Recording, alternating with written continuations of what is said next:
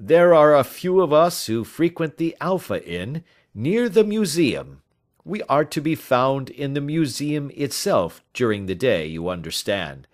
This year our good host, Windigate by name, instituted a goose club, by which, on consideration of some few pence every week, we were each to receive a bird at Christmas. My pence were duly paid, and the rest is familiar to you. I am much indebted to you, sir, for a Scotch bonnet is fitted neither to my years nor my gravity." With a comical pomposity of manner, he bowed solemnly to both of us, and strode off upon his way. "So much for Mr. Henry Baker," said Holmes, when he had closed the door behind him. "It is quite certain that he knows nothing whatever about the matter. Are you hungry, Watson?" "Not particularly." "Then I suggest that we turn our dinner into a supper and follow up this clue while it is still hot." "By all means." It was a bitter night, so we drew on our ulsters and wrapped cravats about our throats. Outside, the stars were shining coldly in a cloudless sky, and the breath of the passers-by blew out into smoke like so many pistol shots. Our footfalls rang out crisply and loudly as we swung out through the Doctor's Quarter, Wimpole Street, Harley Street, and so through Wigmore Street into Oxford Street. In a quarter of an hour we were in Bloomsbury at the Alpha Inn, which is a small public-house at the corner of one of the streets which runs down into Holborn. Holmes pushed open the door of the private bar, and ordered 2 glasses of beer from the ruddy-faced, white-aproned landlord. "Your beer should be excellent if it is as good as your geese," said he. "My geese!" The man seemed surprised.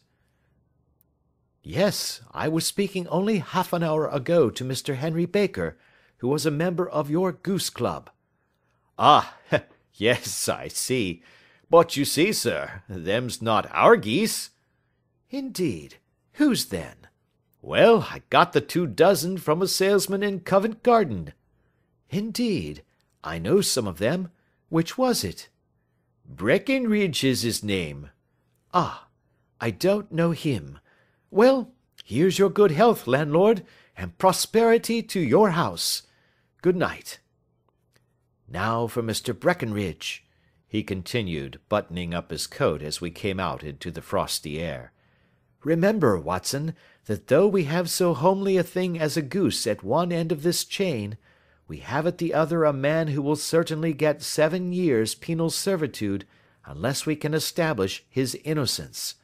It is possible that our inquiry may but confirm his guilt, but in any case, we have a line of investigation which has been missed by the police, and which a singular chance has placed in our hands. Let us follow it out to the bitter end. Faces to the south, then, and quick march." We passed across Holborn, down Endell Street, and so through a zigzag of slums to Covent Garden Market. One of the largest stalls bore the name of Breckenridge upon it, and the proprietor, a horsey-looking man, with a sharp face and trim side-whiskers, was helping a boy to put up the shutters. "Good evening. It's a cold night," said Holmes. The salesman nodded, and shot a questioning glance at my companion. "Sold out of geese, I see," continued Holmes, pointing at the bare slabs of marble. "Let you have 500 tomorrow morning." "That's no good." "Well, there are some on the stall with the gas flare."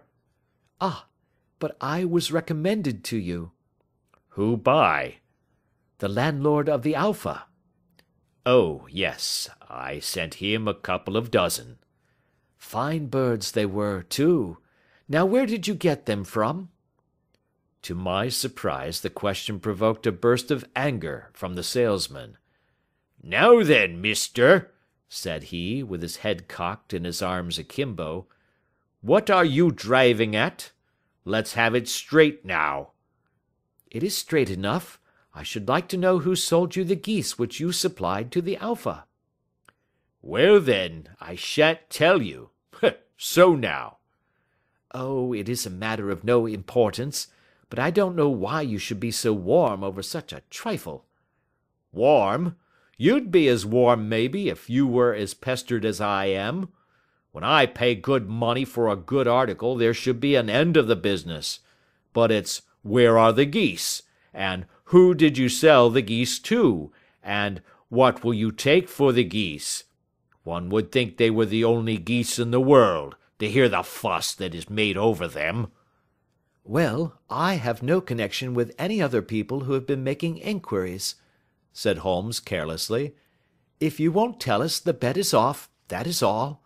But I'm always ready to back my opinion on a matter of fowls, and I have a fiver on it that the bird I ate is country bred." "Well, then, you've lost your fiver, for it's town bred," snapped the salesman. "It's nothing of the kind." "I say it is." "I don't believe it." "Do you think you know more about fowls than I, who have handled them ever since I was a nipper? I tell you, all those birds that went to the Alpha were town bred." "You'll never persuade me to believe that." "Will you bet, then?" "It's merely taking your money, for I know that I am right. But I'll have a sovereign on with you just to teach you not to be obstinate." The salesman chuckled grimly. "Bring me the books, Bill," said he. The small boy brought round a small thin volume, and a great greasy-backed one, laying them out together beneath the hanging lamp. "Now then, Mr. Cocksure," said the salesman, "I thought that I was out of geese, but before I finish you'll find that there is still one left in my shop. You see this little book?" "Well?" "That's the list of the folk from whom I buy. Do you see? Well, then, here on this page are the country folk, and the numbers after their names are where their accounts are in the big ledger. Now then, you see this other page in red ink? Well, that is a list of my town suppliers. Now, look at that third name. Just read it out to me." "Mrs. Oakshott, 117 Brixton Road, 249, read Holmes. "Quite so. Now turn that up in the ledger." Holmes turned to the page indicated. "Here you are. Mrs. Oakshott, 117 Brixton Road, egg and poultry supplier." "Now then, what's the last entry?" "December 22nd, 24 geese at 7 shillings 6 pence." "Quite so. There you are. And underneath?" "Sold to Mr. Windicate of the Alpha at 12 shillings. "What have you to say now?" Sherlock Holmes looked deeply chagrined. He drew a sovereign from his pocket and threw it down upon the slab, turning away with the air of a man whose disgust is too deep for words. A few yards off he stopped under a lamp-post, and laughed in the hearty, noiseless fashion which was peculiar to him. "When you see a man with whiskers of that cut, and the pink 'un protruding out of his pocket, you can always draw him by a bet," said he. "I dare say that if I had put £100 down in front of him, that man would not have given me such complete information as was drawn from him by the idea that he was doing me on a wager. Well, Watson, we are, I fancy, nearing the end of our quest, and the only point which remains to be determined is whether we should go on to this Mrs. Oakshott tonight, or whether we should reserve it for tomorrow. It is clear from what that surly fellow said that there are others beside ourselves who are anxious about the matter, and I should—" His remarks were suddenly cut short by a loud hubbub which broke out from the stall which we had just left. Turning round we saw a little rat-faced fellow standing in the centre of the circle of yellow light which was thrown by the swinging lamp, while Breckenridge, the salesman, framed in the door of his stall, was shaking his fists fiercely at the cringing figure. "I've had enough of you and your geese," he shouted. "I wish you were all at the devil together. If you come pestering me any more with your silly talk, I'll set the dog at you. You bring Mrs. Oakshott here, and I'll answer her.